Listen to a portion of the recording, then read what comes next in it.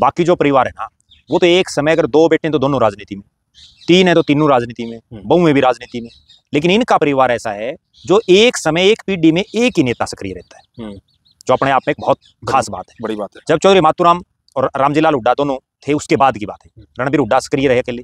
रणबीर हुड्डा ने उसके बाद अपने बेटे कैप्टन प्रताप सिंह उनको चुनाव लड़ाए।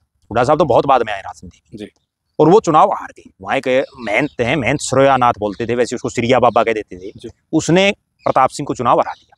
उसके बाद प्रताप सिंह कभी मुड़ करके राजनीति में नहीं आए। और इनका एक ऐसा परिवार भी है, बाकी ये जितने परिवार हैं वो भले ही कांग्रेस में रहे लेकिन सब ने कांग्रेस छोड़ दी, इन्होंने कभी कांग्रेस नहीं छोड़ी।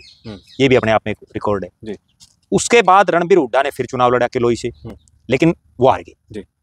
उसके बाद भूपेंद्र सिंह हुड्डा मैदान में, लगातार 2 चुनाव 1982 और 1987 चुनाव हारे चौधरी भूपेंद्र सिंह हुड्डा। पहले ब्लॉक समिति के चेयरमैन से इन्होंने शुरुआत की थी, वैसे एडवोकेट भी हैं, तो ब्लॉक समिति के चेयरमैन से इन्होंने शुरुआत की। वहां का एक रिकॉर्ड और है जिस पर बहुत कम लोगों की निगाहें। और ये जितने परिवार है ना, इनमें ये पहला ऐसा परिवार है जो किलोई से, जिसको आज गढ़ कहते हैं हुड्डा साहब का, वहां लगातार 3 चुनाव आ रहे। और लगातार 3 चुनाव कौन कौन आ रहे? पहले प्रताप, फिर रणबीर हुड्डा और फिर भूपेंद्र सिंह हुड्डा। चुनाव तो 4 आ रहे क्योंकि हुड्डा अगला भी चुनाव आ गया भूपेंद्र सिंह हुड्डा, लेकिन 3 अलग अलग एक परिवार के नेता, जैसे रणबीर हुड्डा उसके दोनों बेटे, 3 लगातार चुनाव आ रहे, 1977, 1982 और 1987 नहीं खाता खुला।